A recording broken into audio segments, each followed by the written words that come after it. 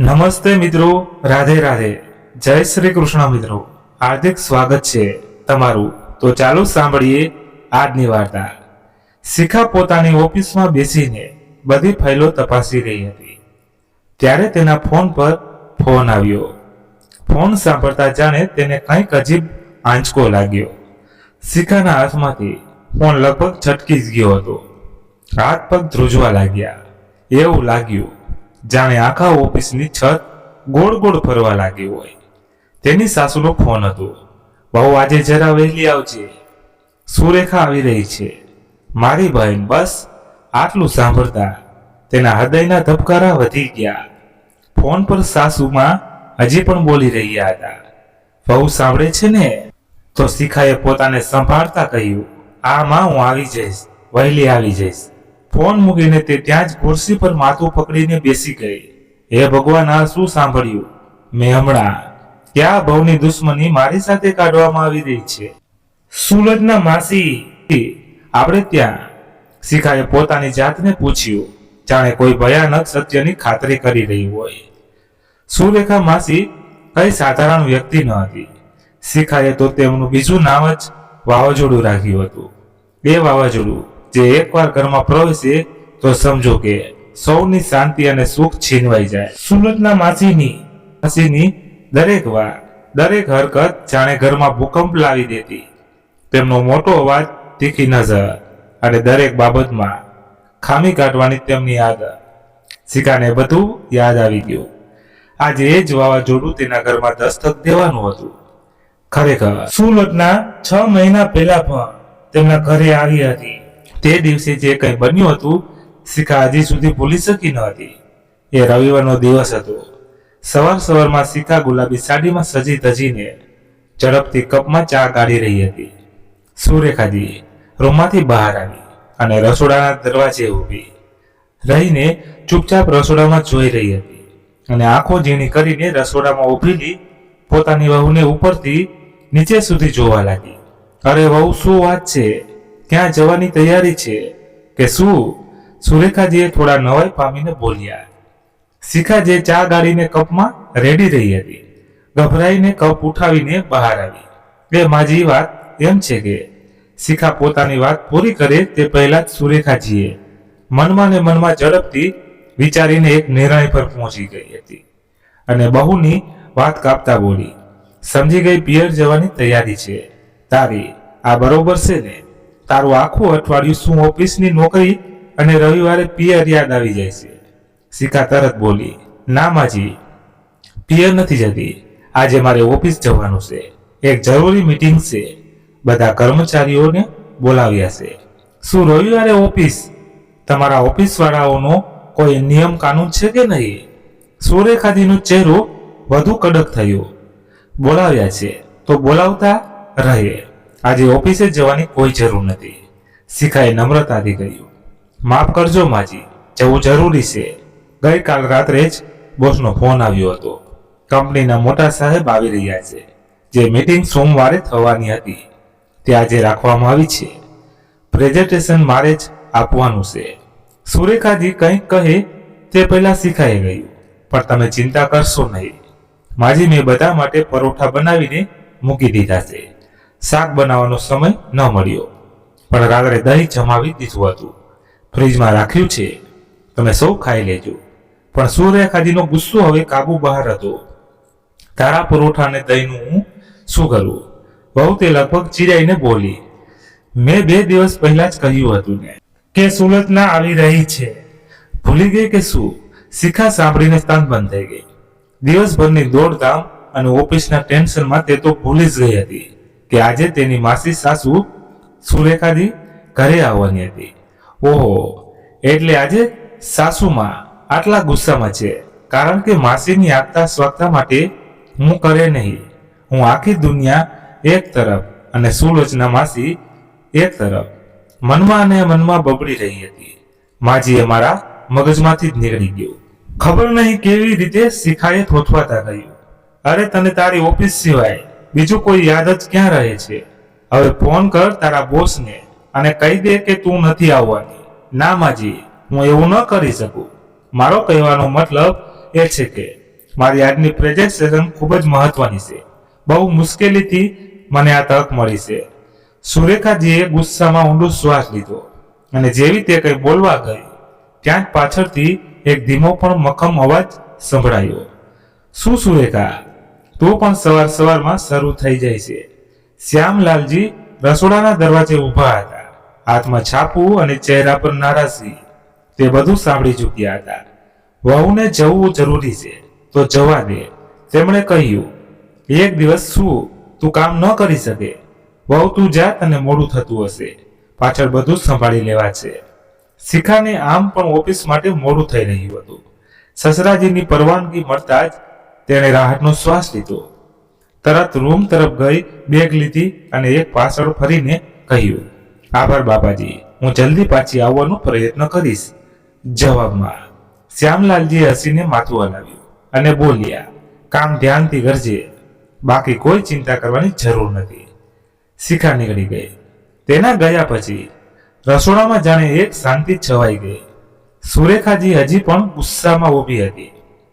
તીખી નજરે પોતાના પતિને જોતા ચીડાઈને બોલી, વહુ પક્ષ લો છો, તમારી વહુનો તમે જ તેને માથે ચડાવી છે.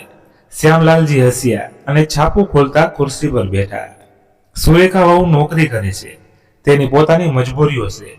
જેવો તેને હુકમ મળશે તેવું તેને કામ કરવું પડશે. આ કોઈ સરકારી નોકરી નથી જ્યાં રવિવારની રજા નક્કી હોય. ઉપરથી બિચારી સવારથી રાત સુધી દોડધામ કરતી રહે છે અને પછી તું પણ તેને મહેણા મારવા લાગી. આમ તો આજ સુધી તે હંમેશા વહુને ઘરકામમાં મદદ કરી છે, પછી આજે અચાનક તેના પર કેમ ગુસ્સે થવા લાગી? સુરેખાજીનો અવાજ ધીમો પડ્યો.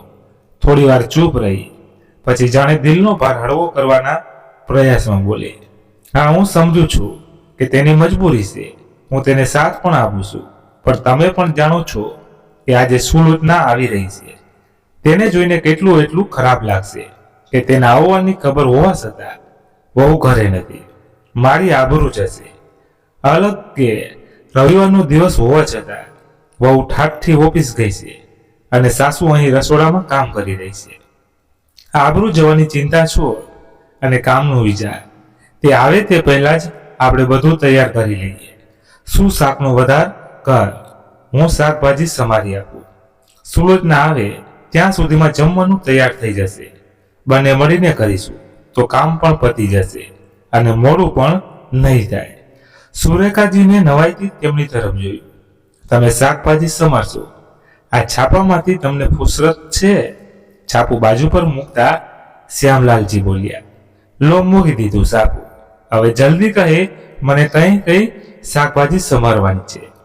પહેલા તો સુરેખાજીએ ત્રાસી નજરે જોયું, પછી હોઠ પર હળવું સ્મિત આવ્યું.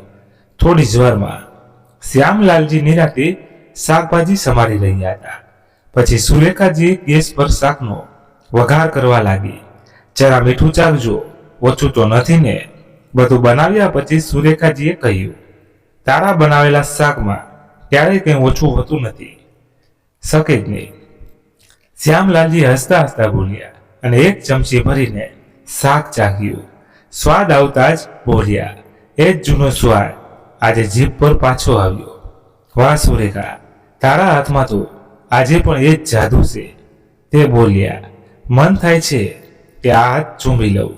સુરેખાજીનું હાસ્ય રસોડામાં ગુંજી ઉઠ્યું. ગટપણમાં પણ ફિલ્મી વાતો કરવાનું મૂકતા નથી તમે તો. સાવ ગરડા થઈ ગયા. હવે તો સુધરો તો શું થયું?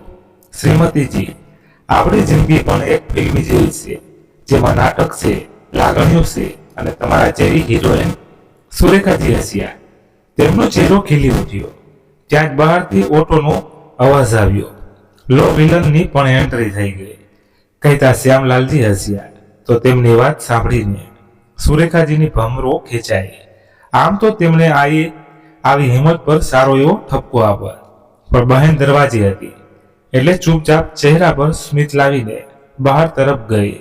સુલોચનાજી ઓટોમાંથી ઉતરી, રોપ ભર્યો અંદાજ, બેફિકર ચાલ અને જાણીતું સ્મિત, લીલા રંગની ચમકતી સાડી, ઊંચો અંબોડો અને હાથમાં ભારે બેગ. તેમના ચહેરા પર આત્મવિશ્વાસ હતો, જે વર્ષોથી એવો ને એવો જ હતો. આવ સુલોચના, તારી જ રાહ જોવાતી હતી. સુરેખાજીએ ઉમળકા ભેર કહ્યું અને બંને બહેનો ગળે મળી.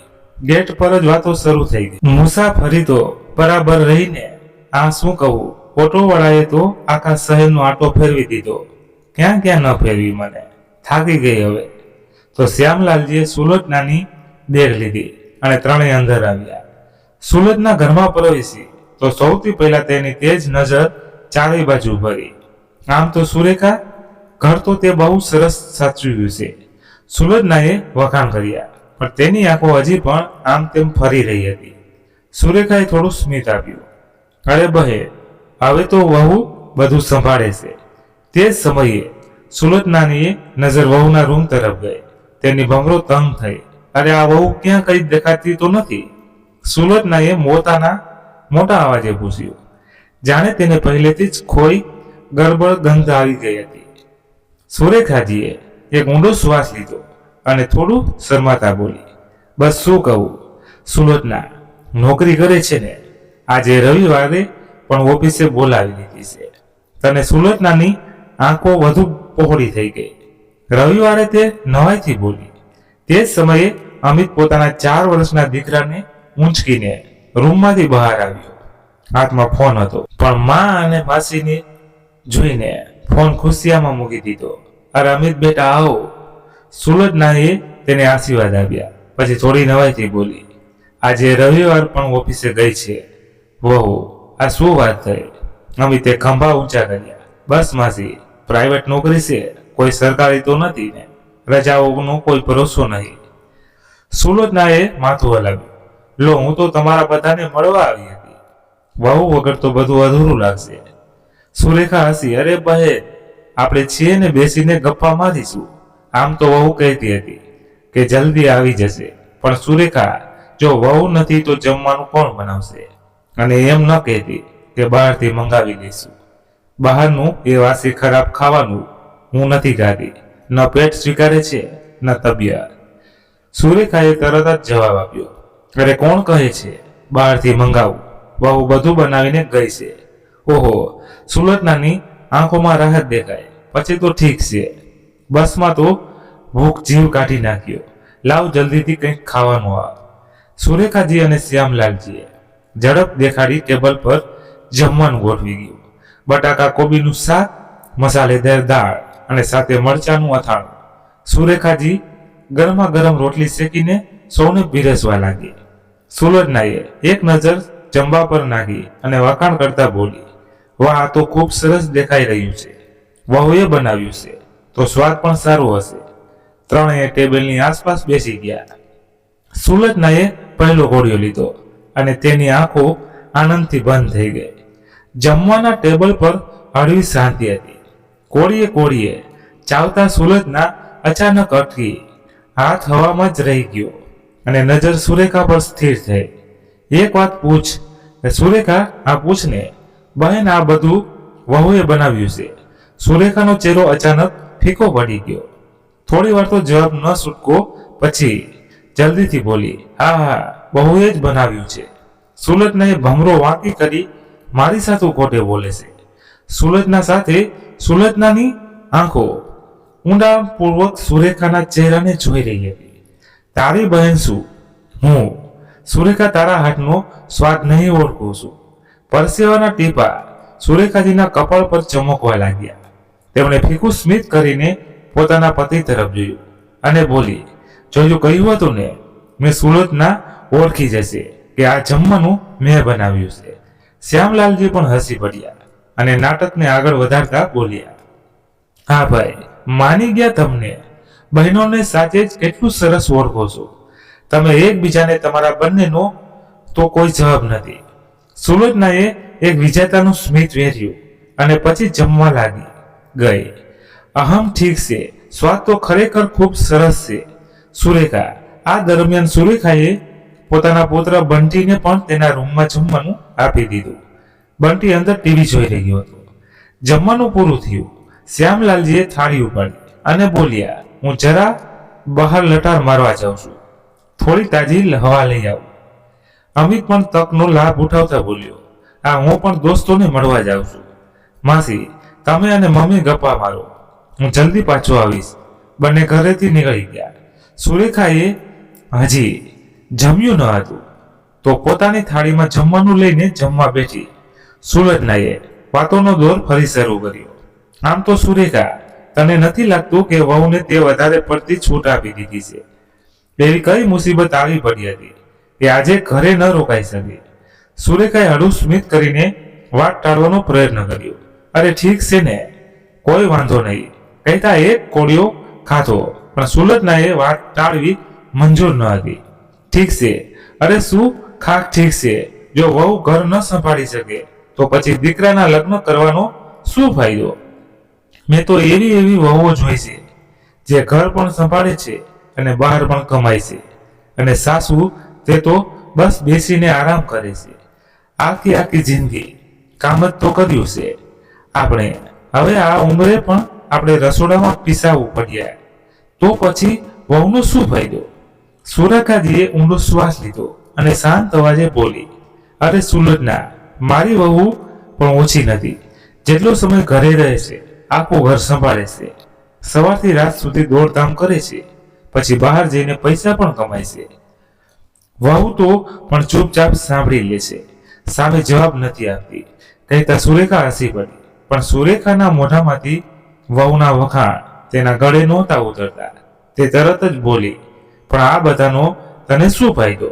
મારી બહેન રહે છે, કેટલું ઘરે કે ઘર સંભાળે, મને જોઈ લે. બે વહુઓની સાસુ છું. ઘરના કામની જવાબદારી મેં બંનેના વહેંચી દીધી છે. પહેલા જ કહી દીધું હતું, નોકરી નથી કરવાની. હવે બંને વહુ આખું ઘર સંભાળે છે. મારા એક અવાજમાં બંને જી માજી કહેતા મારા દરેકનું હુકમનું પાલન કરે છે. અને અહીં તારી વહુ દિવસભર બહાર મજા કરે છે અને તને રસોડામાં કામે લગાડી દે છે. જમ્યા પછી સુરેખાજી રસોડામાં વાસણ લઈને ગઈ. સુલોચના પાછળ પાછળ આવી અને નવાઈ પામી ગઈ. ઓ, હવે વાસણ પણ તું જ ધોઈશ? સુરેખાએ સહજતાથી જવાબ આપ્યો. હા, એ આજે કામવાળી નહીં આવે એટલે વાસણ પણ ધોવા પડશે, પણ વધારે નહીં, બસ જરૂર એટલા થોડા વાસણ ધોઈ લઈશ. સુલોચનાના ચહેરા પર નારાજગી દેખાઈ. અને તારી વહુ રાણી શું કરશે? તારા હાથનું ખાશે અને તું જ વાસણ સાફ સફાઈ કરીશ. આ હિસાબે તો તું પોતાની વહુની નોકરી કરી રહીશ. સુરેખાજીએ રસોડાના સિંકમાં વાસણ મૂક્યા અને જવાબ આપ્યો, અરે લો, હું કેમ કરીશ વહુની નોકરી? આ તો ઘરનું કામ છે. કામવાળી ન આવી તો જાતે કરવું પડશે. સુલોચનાએ કટાક્ષ કર્યો, વાહ, મારી બહેન સરસ પાગલ બનાવી રાખી છે. તારી વહુએ તને ભૂલ નહીં, તું સુલોચનાની બહેન છે. હુકમ ચલાવતા શીખ, સેવા કરતા નહીં. કહી દે તારી વહુને હવે ઘરમાં બેસો, ઘર સંભાળો. સુરેખાજીએ વાસણ ધોતા હસીને કહ્યું, લો બોલી તો એવી રીતે રહી છો જાણે મેં કહ્યું અને તે માની ગઈ. શિખા કોઈ પણ સંજોગોમાં નોકરી નહીં છોડ્યા. પૈસા કમાવાની તને ધૂન છે. આ સાંભળીને સુલોચનાએ પોતાનું માથું પકડી લીધું. હે ભગવાન, પછી આવી છોકરીને વહુ બનાવીને કેમ લાવી તું? તો પોતાની જિંદગી બરબાદ કરી બેઠી. સુરેખાજી થોડો વિરોધ કરતા બોલી, ના સુલોચના, મારી વહુ બહુ સારી છે, ભણેલી ગણેલી છે, સમજદાર છે. થોડું ઘરનું કામ ન કર્યું તો તેમાં મારી જિંદગી બરબાદ કેવી રીતે થઈ ગઈ? અરે બહેન, સૌથી જરૂરી આ છે ઘરનું કામ. જો એક સ્ત્રી ઘરનું કામ ન કરી શકે, ઘરવાળાઓ માટે જમવાનું ન બનાવી શકે, તો તેના સ્ત્રી હોવાનો શું ફાયદો? સુરેખાનું સ્મિત ધીમે ધીમે ફીકું પડવા લાગ્યું. શું સુલોચના સાચું કહી રહી છે? તેમના મનમાં એક હળવો સંદેહ જાગવા લાગ્યો. તે ચૂપ રહી, બસ માથું હલાવીને સુલોચનાની વાત સાંભળતી રહી. સુલોચનાએ તેમની ચૂપકીદીની પોતાની જીત સમજી અને આગળ બોલી, જો હું તો તારા ભલા માટે કહું છું, વહુએ હવે ઘરની જવાબદારી લેવી જોઈએ. તે પણ તો આખી જિંદગી ઘર સંભાળ્યું. હવે આ ઉંમરે તારે આરામ કરવો જોઈએ. સુલોચનાની વાતો તેમના મનમાં એક બીજ વાવી ગઈ, જે ધીમે ધીમે મૂળ પકડવા લાગ્યું હતું. શાંત થઈ ચૂકી હતી. સુલોચના અને સુરેખાની વાતોનો દોર હવે ધીમો પડી ચૂક્યો હતો. શ્યામલાલજી બાજુના રૂમમાં આરામ કરી રહ્યા હતા. સુલોચનાએ ઘડિયાળ પર નજર નાખી. પછી પ્રશ્નાર્થ ભાવે બોલી, તું તો કહેતી હતી કે તારી વહુ જલ્દી આવી જશે, પણ હવે તો મારા જવાનો સમય થઈ ગયો. બહેન ક્યાં છે મહારાણી? સવારથી સુલતનાની વાતો સુરેખાના મનમાં ઊંડે ઉતરી રહી હતી, અને હવે શિખાના મોઢા અવાયે તે આગમાં જાણે ઘી નાખ્યું. તે ચૂપ રહી, પણ તેમના મનમાં એક બેચેન ખળભળાટ લાગી. અત્યાર સુધી તો આવી જવી જોઈએ તે હતી. ઓછામાં ઓછું જણાવી તો તે જ સમયે ડોરબેલ વાગી. સુરેખા ઉઠી લો આવી જ ગઈ. બહુ અને દરવાજો ખોલવા ગઈ. દરવાજો ખોલતા શિખા અંદર આવી. કપાળ પર પરસેવો હતો, વાળ વિખરાયેલા હતા, આંખોમાં થાક હતો, પણ ચહેરો ચમકી રહ્યો હતો. આવતા તેણે બેગ એક બાજુ મૂકી અને હસીને બોલી, મમ્મીજી, પ્રેઝન્ટેશન બહુ સરસ ગયું. બોસે મારા ખૂબ વખાણ કર્યા. પ્રમોશનનો પૂરો ચાન્સ છે. પછી તેણે સુલતના તરફ જોયું અને ઝૂકીને તેમના પગે લાગી. સુલતનાએ શિખાને ઉપરથી નીચે સુધી જોઈ, જાણે તેની દરેક હરકતને માપી રહી હોય. પછી એક ફરિયાદના સૂરમાં બોલી, વાહ શિખા બહુ, તું તો બહુ સારી છે. ઘરે મહેમાન આવે, કોઈ કામ હોય અને નહીં કે ઘર સંભાળે, તને તો બસ તારી નોકરી જ વહાલી છે. શિખાનો ચહેરો એક પળ માટે ઘરમાં આવી ગયો. તે સફાઈ આપવાનો પ્રયત્ન કરતા બોલી, માસી એવું નથી, આજે એક જરૂરી મીટિંગ હતી. અને પણ આ સુલતનાએ તેની વાત કાપી નાખી. તેમનો અવાજ જ હવે તીક્ષ્ણ થઈ ગયો હતો. બસ કર વહુ, તારી નોકરી માટે એવો પણ શું શોખ છે કે તું તારા ઘરનું ધ્યાન જ નથી રાખી શકે? તું એ ભૂલી રહી છે કે તું પહેલા એક સ્ત્રી છે, પછી કોઈ કંપનીની કર્મચારી, અને સ્ત્રીનો ધર્મ હોય છે પોતાના ઘરને સંભાળવું. પણ તું તો એમાં જ નિષ્ફળ ગઈ. શિખા સ્તંભ રહી ગઈ. તે કંઈ કહેવા ગઈ, પણ સુલતનાએ પોતાની બેગ ઉપાડી અને બોલી, ચાલો હવે હું ચાહું છું, હું તને બહાર સુધી મૂકી જાઉં છું. પાછળ આવતા સુરેખાએ કહ્યું તો સુલતનાએ ફરીથી કટાક્ષભર્યા અંદાજમાં હસતા હસતા કહ્યું, ના ના સુરેખા, તું તારી વહુ સાથે રહે. તેને પાણી પીવડાવ, જમવાનું ખવડાવ, તેની સેવા કર. થાકીને આવી હશે ને બિચારી. તું પણ. સુલતના કંઈ પણ બોલે છે નારાજગી ભર્યા સ્વરમાં કહેતા સુરેખાજી પોતાની બહેનને ઓટો સુધી મૂકવા ગઈ. પણ ઘરે આવ્યા પછી સુલતનાની વાતો હવે તેમના મનમાં એક તોફાનની જેમ ગુંજી રહી હતી. તેમને લાગવા માંડ્યું હતું કે કદાચ તેમની સાથે ખોટું થઈ રહ્યું છે. શિખાએ પોતાની જવાબદારો સમજવી જોઈએ. આખરે વહુઓ ઘરમાં કામ માટે જ તો હોય છે. હવે તો સુરેખાજીના મનમાં જાણે એક નિર્ણય પાકો થઈ ગયો હતો. હવે બહુ થયું, હવે પોતાની વહુની નોકરી છોડાવવી જ છે. બીજા દિવસે સવારે જ્યારે અમિત નાસ્તાના ટેબલ પર છાપું વાંચી રહ્યો, સુરેખાજીએ તક જોઈને વાત શરૂ કરી, અમિત, હું વિચારું છું કે શિખાએ હવે નોકરી છોડી દેવી જોઈએ. ઘરનું કામકાજ બરાબર નથી થઈ શકતું. અમિતે છાપું નીચે મૂક્યું અને નવાઈથી પોતાની મા તરફ જોયું. મા, એ ઘરે બેસીને શું કરશે? બધું બરાબર તો ચાલી રહ્યું છે. સવારનું બધું કામ તો એ કરીને જ જાય છે, બાકી તમે તો સંભાળી જ લો છો. સુરેખાની ભમરો ખેંચાય, સંભાળી લઉં છું? આ શું વાત થઈ? હું આ ઉંમરે રસોડામાં કામ કરું અને દિવસભર ઘરની જવાબદારીઓથી મુક્ત રહે ત્યાં જ શ્યામલાલજી, જે બાજુની ખુરશી પર ચા પી રહ્યા હતા, બોલ્યા, સુરેખા, અમિત બરાબર કહી રહ્યો છે. વહુ ભણેલી ગણેલી છે, મહેનતુ છે, નોકરી કરે છે, તો તેમાં તકલીફ શું છે? એ ઘર પણ તો સંભાળે છે અને 4 પૈસા ઘરમાં આવે જ છે, તો વાંધો શું છે તેના નોકરીમાં? શ્યામલાલજી સમજી ગયા હતા કે આ બધી વાતો સુરેખાના મગજમાં કોણે ભરી છે, પણ તેમની વાત પર સુરેખાનો ચહેરો કડક થઈ ગયો. ઓ શું ખાક સંભાળે છે? ઘર મહેમાન આવી જાય છે તો પણ એ ઓફિસે નીકળી જાય છે. આ કોઈ રીત છે? ભલા જ્યાં સુધી પૈસાની વાત છે તો તેની કમાણીથી નથી ચાલતું. આ ઘરનો બધો ખર્ચ મારો દીકરો સંભાળે છે. તેમના અવાજમાં ચીડ હતી. સુલોચનાની વાતો સુરેખાના મનમાં એટલી ઊંડી ઉતરી ચૂકી હતી કે તે પોતાના ઈરાદામાંથી જરાય ડગી નહીં. તે દિવસ પછી સુરેખાજીનો વ્યવહાર બદલાઈ ગયો. પહેલા તે શિખાને થોડી ઘણી મદદ કરી દીધી હતી. ક્યારેક શાક સંભાળી દીધું, ક્યારેક કપડાં વાળી દીધા, પણ હવે તેમણે બધું કામ શિખાના માથે નાખી દીધું. રસોડામાંથી લઈને કપડાં સુધી દરેક નાનું મોટું કામ હવે શિખાની જવાબદારી હતી. એક દિવસ શિખા જ્યારે ઓફિસથી પાછી આવી તો તેના ખંભા પર બેગનો બોજ હતો અને ચહેરા પર દિવસભરનો થાકની ઊંડી રેખાઓ. દરવાજો ખોલતા અમિતનો અવાજ ગૂંજ્યો. તે સોફા પર આડો પડેલો ફોનમાં વ્યસ્ત હતો. અરે શિખા, ક્યાં ગઈ હતી? હું ક્યાંનો ચા માટે રાહ જોઈ રહ્યો છું. શિખાએ થોડું ચોંકીને અમિત તરફ જોયું. એ આજે ઓફિસમાં તે પોતાની વાત પૂરી કરી શકે તે પહેલા સુરેખાજી પોતાના રૂમમાંથી બહાર નીકળી. તેમની આંખોમાં નારાજગીની આગ હતી.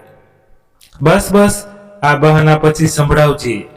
સુરેખાજીએ તીક્ષ્ણ સ્વરમાં તેની વાત કાપી નાખી. પહેલા મારા દીકરા માટે ચા બનાવી દે.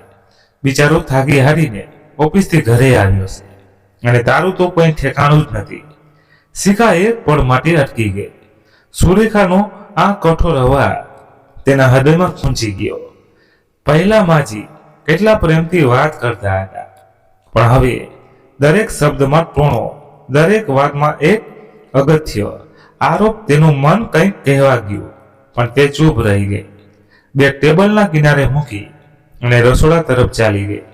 માજીનો આ બદલાયેલો વ્યવહાર, અમિતની ઉપેક્ષા બધું તેને અંદર ને અંદર તોડી રહ્યું હતું.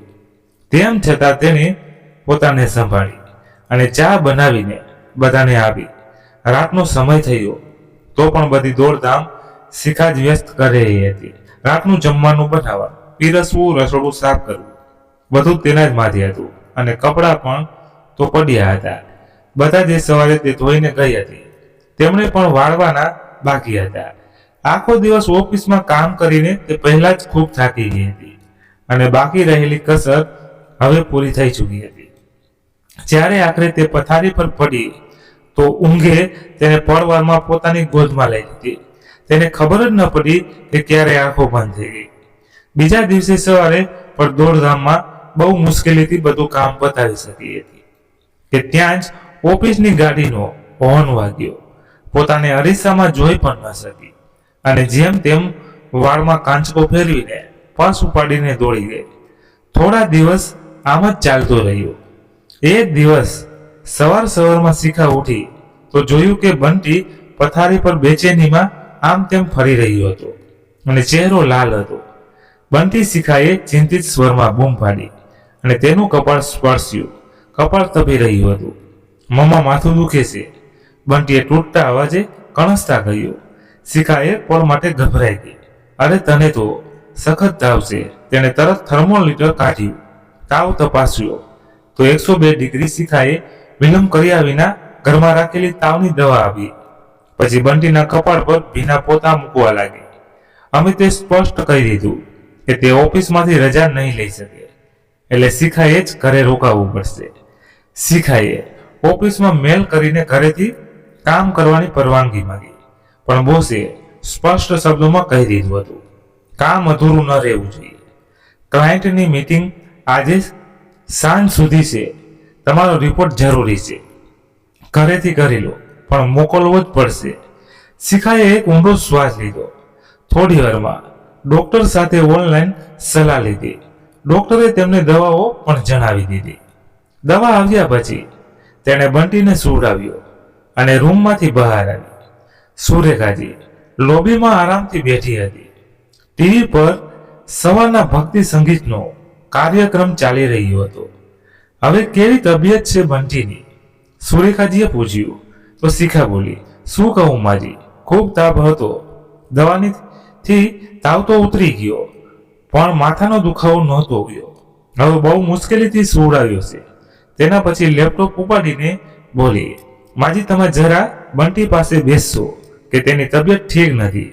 હું ત્યાં સુધી થોડું ઓફિસનું કામ કરી લઉં, શિખાએ કહ્યું. સુરેખાએ હળવું માથું દબાવ્યું અને બોલી, અરે વહુ, મને તો પહેલાથી જ માથામાં ખૂબ દુખાવો થઈ રહ્યો છે. જરા મારા માટે એક કપ ચા બનાવી દે. શિખા ચિંતામાં પડી ગઈ. એક તો દીકરો બીમાર, ઉપરથી ઓફિસનું દબાણ. પણ તેણે કંઈ કહ્યું નહીં, બસ માથું હલાવ્યું. અને રસોડા તરફ ચાલી ગઈ. ત્યાં જ પાછળથી સુરેખાજી બોલ્યા, કેટલી વાર કહ્યું છે કે ઓફિસનું કામ ઘરે ન લાવ્યા કર. મારી કોઈ સાંભળે છે ત્યારે બાળકથી પણ વધારે કંઈ હોય છે કે શિખા અનિચ્છાએ રસોડામાં ગઈ. જતાં જ તેના પગલાં અટકી ગયા. સિંકમાં રાતના હેઠા વાસણ હજી સુધી એમ જ પડ્યા હતા. અરે માજી, કામવાળી નથી આવી કે? આજે પણ શિખાએ ચા બનાવતા અવાજ કર્યો. સુરેખાજીએ જાણે કંઈ યાદ કર્યું. અરે હા, હું તો તને કહેવાનું જ ભૂલી ગઈ હતી. એ કામવાળી તો આજની રજા પર છે. સારું થયું તે આજની રજા લઈ લીધી. વાસણ પણ જરા ધોઈ દેજે, ક્યાં સુધી પડ્યા રહેશે. આમ જ શું તેણે મનમાં કહ્યું, પણ બહારથી કંઈ બોલી નહીં. બસ પોતાને સંભાળતા ચા બનાવી સુરેખાજીને આપી અને કંઈ કહ્યા વિના વાસણ ધોવા લાગી ગઈ. સમય ઝડપથી પસાર થઈ રહ્યો હતો. બંટી રૂમમાં એકલો હતો. રિપોર્ટ હજી અધૂરો હતો. ત્યાં જ ફોન વાગ્યો. હાથ લૂસીને તેણે ફોન ઉપાડ્યો. શિખા, તે હજુ સુધી ફાઇલ નથી મોકલી. બોસનો અવાજ હતો.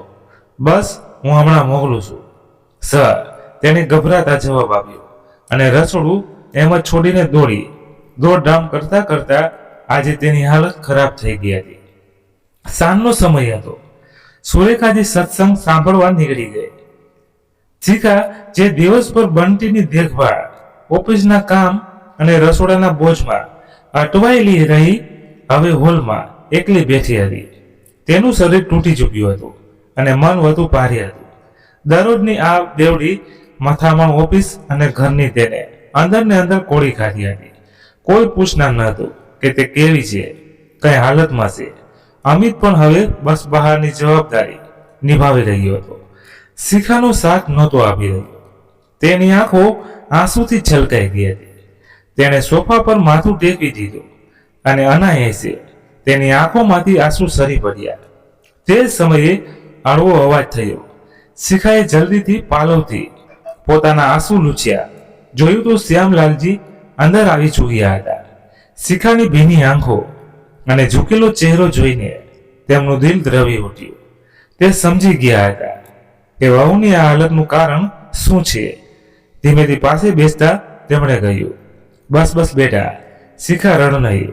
હું તને મારી દીકરી માનું છું અને મારી દીકરીને આટલી પરેશાન હું નહીં જોઈ શકું. શિખાએ માથું ઊંચું કર્યું, પણ તેની આંખો હજી પણ ભીની હતી. તેણે ધીમેથી કહ્યું, હું બસ થાકી ગઈ છું પાપાજી. બધું સંભાળવાનો પ્રયત્ન કરું છું, જોઉં છું બેટા, બધું જ જોઉં છું. હું શ્યામલાલજીએ તેની વાત કાપતા કહ્યું, પણ પરિસ્થિતિઓ સામે લડવાની બે રીતો હોય છે. કાં તો આપણે તેમની સામે હાર માની લઈએ અથવા તો ઉકેલ શોધીએ. બદલાવની શરૂઆત આપણે પોતાની જાતથી કરવી પડે છે. શિખા બેટી, જો તું બદલાવ ઈચ્છે છે તો હવે તારે પોતાના માટે નિર્ણય લેવો પડશે. શિખાએ માથું હલાવ્યું. તે કંઈ કહેવા માંગતી હતી, પણ શબ્દો ગળામાં અટકી ગયા. બીજા દિવસે સાંજે ઓફિસથી ઘરે પાછા ફરતી વખતે શિખાના ચહેરા પર કોઈ ઉતાવળ ન હતી. તેની ચાલમાં એક ઠહેરાવ હતો. આંખોમાં થાકને બદલે કંઈક બદલાવનો સંકલ્પ હતો. ઘરમાં પ્રવેશતા જ તેણે જોયું કે બધા લોકો ડ્રોઈંગ રૂમમાં ટીવી જોઈ રહ્યા હતા.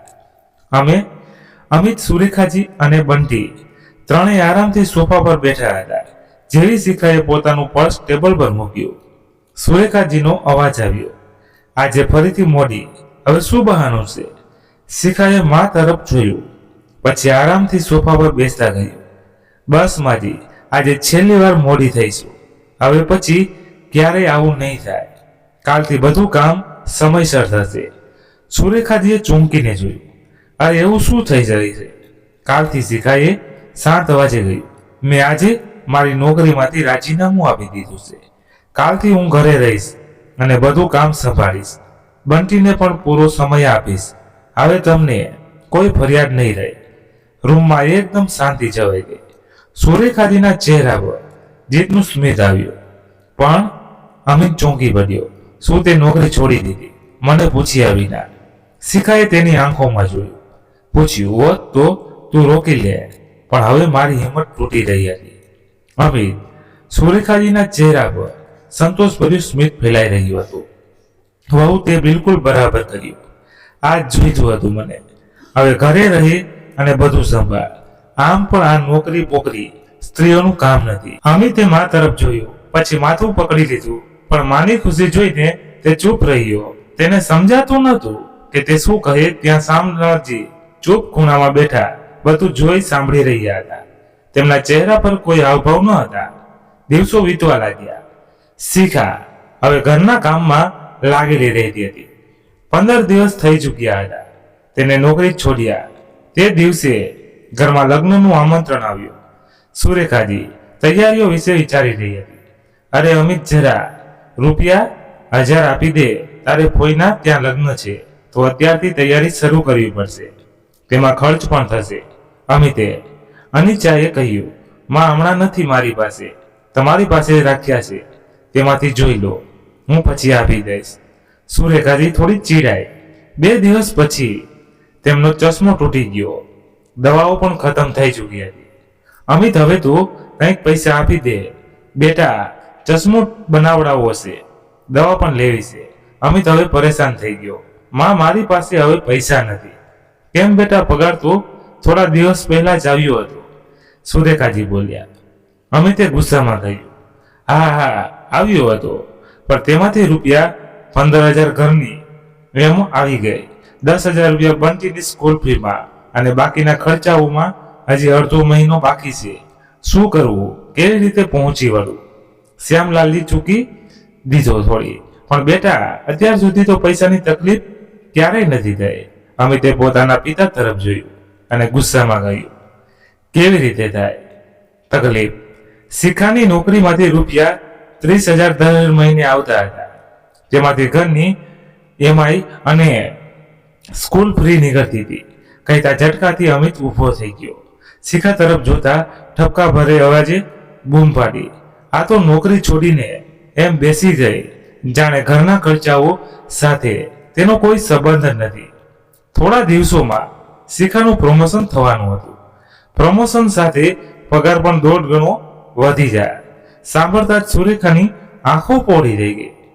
પછી અમિત ભરાડ્યો, ક્યારે વિચાર્યું પણ છે તે આટલી મોંઘવારીમાં ઘર કેવી રીતે ચાલશે? શિખા, હું એકલો બધું કેવી રીતે સંભાળીશ? શિખા કંઈ બોલે તે પહેલા જ શ્યામલાલજીનો ગંભીર અવાજ ગુંજ્યો, બેટા આ સવાલ વહુને નહીં, તારી માને પૂછ. સુરેખાજીએ ચોંકીને જોયું. શું મતલબ છે તમારો? મેં તો નહોતું કહ્યું વહુને નોકરી છોડવા માટે. તેણે પોતાની મરજીથી આ નિર્ણય લીધો છે. પોતાનો બચાવ કરતા સુરેખાજી બોલ્યા, પણ શ્યામલાલજીએ આજે તેમને છોડવાના મૂડમાં ન હતા. આ નિર્ણય વહુનો હતો, પણ તે નિર્ણયનો પાયો કોને નાખ્યો એ પણ સમજવું પડશે. હું તો બસ એટલું જ કહું છું સુરેખા, કે જેમ કમાવા માટે 1 થી વધુ લોકોની જરૂર હોય છે, તેમજ ઘર ચલાવવા, સંભાળવા અને સાચવવા માટે પણ 1 થી વધુ લોકો જોઈએ છે. તો હંમેશા વિચારતી રહી કે તારો દીકરો જ દિવસભર કામ કરીને ઓફિસથી થાકીને આવે છે, પણ ક્યારેય એ વિચાર્યું કે વહુ પણ તો દિવસભર કામ કરે છે, ઓફિસથી થાકી હારીને આવે છે. શું તેની ઓફિસ અલગ છે, જ્યાં ફૂલોનો બગીચો હોય, જ્યાં તે હિંચકા પર બેસીને બસ હવા ખાતી હોય? ના સુરેખા, તે પણ તે જ રીતે કામ કરે છે જેમ અમિત કરે છે. કમ્પ્યુટરની સ્ક્રીન પર તે પણ કલાકો સુધી ચૂકેલી રહે છે. મીટિંગમાં તેના પણ શ્વાસ થંભી જાય છે. કામ પૂરું કરવાની જવાબદારીનો બોજ તેના પણ ખંભા પર હોય છે. પણ તે તો ન વિચાર્યું કે વહુ પણ થાકતી હશે. તે પણ લોહી માંસની બનેલી છે, કોઈ મશીન નથી કે સવારથી રાત સુધી થાક્યા વિના ચાલતી રહે. ક્યારે તેનું મન પણ થતું હશે કે ઓફિસથી પાછા ફરીને બે શાંતિથી બેસ્યા. રૂમ શાંતિ છવાઈ ગઈ. શ્યામલાલજીના શબ્દોની ઊંડી અસર થઈ હતી. શ્યામલાલજીની વાતો સુરેખાજીના મનને તીરની જેમ વીંધી રહી હતી. તેમની નજર હવે જમીન પર ટકેલી હતી, જાણે પસ્તાવાનો બોજ તેમને નીચે ખેંચી રહ્યો હોય. મનમાં અને મનમાં તે પોતાની જાતને કોસી રહી હતી, હું મારી વહુ માટે આટલી કઠોળ કેવી રીતે થઈ ગઈ? સુલોચનાની વાતોમાં આવીને મેં શિખા સાથે આટલો અન્યાય કેવી રીતે કરી દીધો? તેમની આંખોમાંથી પસ્તાવાના આંસુ સરી પડ્યા અને ગાલ પર વહેતા નીચે પડવા લાગ્યા. ત્યાં જ ચૂપકીદીને તોડતો અમિત બોલી પડ્યો. તેના અવાજમાં પોતાની ભૂલનો સ્પષ્ટ અહેસાસ હતો. આમ તો શિખા ભૂલ તો મારી પણ છે. જો મારી પત્ની મારી સાથે ખંભે ખંભા મિલાવીને આ ઘરના સુખ સાધનો માટે પૈસા કમાઈ શકે છે, તો હું પણ તો ઘરના કામમાં તેને મદદ કરી શકતો હતો ને તેના બોજને હળવો કરી શકતો હતો. આ બધા માટે ક્યાંય ને ક્યાંય હું પણ જવાબદાર છું. અમિતની આ કબૂલાત સાંભળીને શિખાની આંખો ભરાઈ આવી. તેની વાતોએ તેના મનને એક અનોખી રાહત આપી. સુરેખાજી હવે વધુ સહન ન કરી શકી. તે ઉઠી શિખા પાસે ગઈ અને ધ્રુજતા અવાજે બોલી, શિખા બેટી, મને માફ કરી દે. હું સુલોચનાની વાતોમાં આવી ગઈ હતી. મને ખબર ન હતી કે હું આટલી મોટી ભૂલ કરી બેસીશ. તે આ ઘર માટે આટલું કર્યું ને મેં તને ફક્ત ટોણા માર્યા. અરે ના માજી, શિખાએ તરત તેમના હાથ પકડી લીધા. તમે તો માં છો મારી, અને માં ક્યારે પોતાના બાળકો પાસે માફી ન માંગે. આમ તો જો તમે કહો તો હું ફરીથી નોકરી શરૂ કરી દઉં. શિખાએ વિનમ્ર અવાજે પૂછ્યું. સુરેખાજીએ તેની છાતી સરસી ચાંપી લીધી. વહુ, હવે તું જે પણ કરીશ હું તારી સાથે ઊભી રહીશ. મને બસ મારી હસતી રમતી વહુ પાછી જોઈએ. આ વાતો સાંભળીને શ્યામલાલજી હસી પડ્યા. આમ તો જો પૈસાની જરૂર હોય તો મારા ખાતામાં રૂપિયા 50,000 પડ્યા છે. વીમાની રકમ થોડા દિવસ પહેલા જ આવી હતી. સુરેખા, તું અમિત સાથે જા, પૈસા પણ ઉપાડી લાવજો અને જરૂરિયાતનો સામાન હોય તે પણ લેતા આવજો. થોડી વાર પછી વાતાવરણ સામાન્ય થયું તો અમિત અને સુરેખાજી તૈયાર થઈને પૈસા ઉપાડવા ચાલ્યા ગયા. શ્યામલાલજીએ હસીને જોયું અને ધીમેથી બોલ્યા, જોયું શિખા બેટી, મારો ઉપાય કામ કરી ગયો ને. થોડા દિવસોમાં સીધા થઈ ગયા બંને મા દીકરા. આ જ એક રસ્તો હતો તેમની અકલ ઠેકાણે લાવવાનો. શિખા હસી પડી. તેણે સસરાજીના પગે લાગી અને બોલી, પાપાજી તમારો આભાર, તમે મને ખૂબ હિંમત આપી. પછી હળવેથી હસતા તેણે રહસ્ય કર્યું, આમ તો પાપાજી, મેં તો ફક્ત ઓફિસમાંથી 20 દિવસની રજાઓ લીધી હતી. એ રજાઓ જે દરેક કંપનીની પોતાના કર્મચારીઓને આખા વર્ષમાં આપે છે. શ્યામલાલજીના ચહેરા પર નવાઈ અને ખુશીના મિશ્રિત ભાવો છવાઈ ગયા. મતલબ કે ત્યારે નોકરી છોડી જ ન હતી. વાહ મારી સિંહ દીકરી, તે તો કમાલનો દિમાગ વાપર્યો. બંને બાપ દીકરી ખડખડાટ હસી પડ્યા. થોડા દિવસો પછી શિખા ફરીથી ઓફિસ જવા લાગી.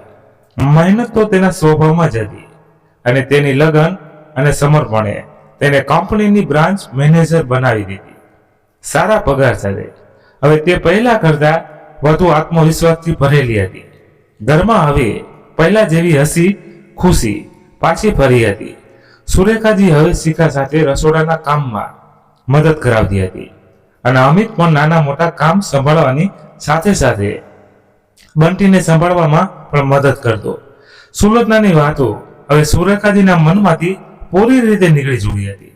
આજે જ્યારે આ વાતને 6 મહિના વીતી ચૂક્યા હતા, એને શિખાને સમાચાર મળ્યા કે તેની માસી સાસુ આજે ફરીથી ઘરે આવી ગઈ છે, તો ચિંતાથી તેનો ચહેરો ફીકો પડી ગયો. શિખાના હૃદયના ધબકારા તેજ થઈ ગયા હતા. આટલી મહેનત પછી જે ઘર ફરીથી હસતું રમતું થયું હતું, તેમાં આજે ફરીથી સુલટના માછી પગ મૂકવાની હતી.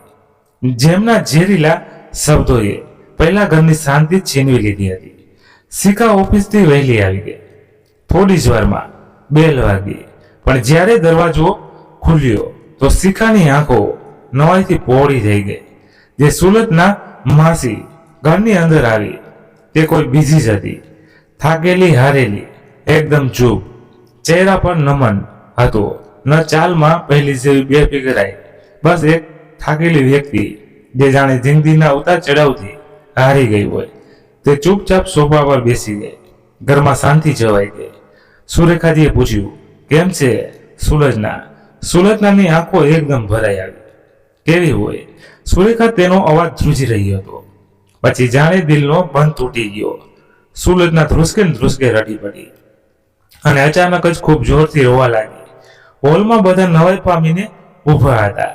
શિખા, અમિત અને શ્યામલાલજી. કોઈને કંઈ સમજાતું નહીં. ઘરમાં બધું બરાબર તો છે ને? સુરેખાજીએ ચિંતિત થઈને પૂછ્યું. સુલોચનાએ ડુસકા ભરતા કહ્યું કે હું ઘર છું સુરેખા, એ ઘર તો હવે મારું રહ્યું નથી. મારું ઘર તો બરબાદ થઈ ગયું. તે ફરીથી રોવા લાગી. શિખાએ જલ્દીથી તેમણે પાણી પીવડાવ્યું અને ચા બનાવીને લાવી. થોડી વાર પછી જ્યારે સુલોચનાનું મન હળવું થયું તો તેમણે બધી કહાણી સંભળાવી. છેલ્લા ઘણા મહિનાઓથી મારા બંને દીકરાઓ અને તેમની વહુઓમાં ઝઘડા ચાલી રહ્યા હતા. બંનેને મિલકતનો પોતપોતાનો ભાગ જોઈતો હતો. હું તો નવાઈ જ પામી ગઈ હતી. એ ભાઈઓ જે ક્યારેય આમ લક્ષ્મણની જેમ એકબીજા માટે જીવ આપવા તૈયાર હતા, પોતાની પત્નીઓના ચડાવવાથી એકબીજાના જીવના દુશ્મન બની ગયા. મેં બહુ સમજાવ્યા પણ તે ન માન્યા. મિલકતના 2 ભાગ કર્યા અને મારા વિશે વિચાર્યા વિના ઘરેથી નીકળી ગયા. બંનેને ફક્ત માની સંપત્તિ જોઈતી હતી, માં નહીં. હું તૂટી ગઈ હતી. સુરેખા, મેં વિચાર્યું કદાચ તીર્થયાત્રાથી મનને શાંતિ મળે, પણ મનને શાંતિ ક્યાંય ન મળી. તીર્થયાત્રાથી જ્યારે ઘરે પાછી ફરી તો ખબર પડી કે તે બંને નફટોએ મારું ઘર પણ વેચી દીધું. મારું ઘર, મારો માળો, જ્યાં તારા જીજાજીની યાદો વસેલી હતી. સુરેખા, બધું ખતમ થઈ ગયું. કહેતા તે પોતાની બહેનને ગળે વળગીને ફરી રડી પડી. હું ક્યાંયની ન રહી સુરેખા, હું ક્યાંયની ન રહી. સુરેખાજીની આંખો પણ ભીની થઈ ગઈ. પોતાની બહેનની હાલત જોઈને તેમનું દિલ દ્રવી ઉઠ્યું. કેમ સુલોચના, હું છું ને તારી બહેન, તું મારી સાથે અહીં રહે. આ ઘર તારું પણ તો છે. તેમણે આંસુ લૂછતા કહ્યું. પણ સુલોચનાએ માથું હલાવ્યું. ના સુરેખા, હું કોઈ પર બોજ બનવા નથી માંગતી. મેં નિર્ણય કરી લીધો છે. હવે હું વૃદ્ધાશ્રમ જઈ રહી છું. બસ આજે મન થોડું ભારે હતું. વિચાર્યું બહેનને મળી લઉં, 2 ઘડી શાંતિ મળે, દિલ હળવું થાય. શિખા અને શ્યામલાલજી ચૂપચાપ આ બધું સાંભળી રહ્યા હતા. બધાએ તેમને રોકવાનો પ્રયત્ન કર્યો પણ તે ન માની. થોડી વાર પછી તે ભારે હૃદયે ત્યાંથી નીકળી ગઈ. તેમની હાલત જોઈને શ્યામલાલજીના મનમાં વિચાર આવવા લાગ્યો. કદાચ આ ઈશ્વરની જ લીલા છે, જે ક્યારેય બીજાના ઘરમાં આગ લગાવતી હતી, આજે તેના જ ઘરમાં આગ લાગી ચૂકી હતી. માણસ માને એ ન માને, કર્મના ફળ તો અહીં જ મળે છે. આપણા કર્મો જ આપણી સામે આવે છે. જો દરેક માણસ આ સમજી લે તો આ ધરતી સ્વર્ગ બની જાય. તો મિત્રો, તમને શું લાગે છે? શ્યામલાલજીએ જે પગલું ભર્યું, શું તે સાચું હતું? તમારો અભિપ્રાય કોમેન્ટ બોક્સમાં જરૂર લખજો. જો વાર્તા પસંદ આવી હોય તો વિડીયોને લાઈક કરી દેજો. પ્લીઝ, આ વાર્તાએ તમારા દિલને સ્પર્શ કર્યો હોય તો તેને શેર જરૂરથી કરજો. તમારા કદાચ એક શેરથી કોઈની વિચારસરણી બદલાઈ જાય. અને હા મિત્રો, ચેનલને સબસ્ક્રાઇબ ના કરી હોય તો કરી લેજો, એટલે દર એક દિવસે તમને નવી વાર્તા સાંભળવા મળતી રહે. ધન્યવાદ. ફરી મળીએ છીએ એક નવી વાર્તા સાથે. ત્યાં સુધી તમારા પરિવાર સાથે ખુશખુશાલ રહો. જય હિન્દ, જય ભારત. અને હા મિત્રો, ખાસ કહેવાનું છે કે આપણે આમાં ક્યાંય ભૂલ થઈ હોય તો એની હું માફી માંગુ છું. અને તમે પણ અમારી ભૂલને કોમેન્ટમાં દર્શાવી શકો છો. અમને આનંદ થશે અને અમે અમારી ભૂલને સુધારવાનો પ્રયત્ન કરશું. ચોક્કસ. Thank you.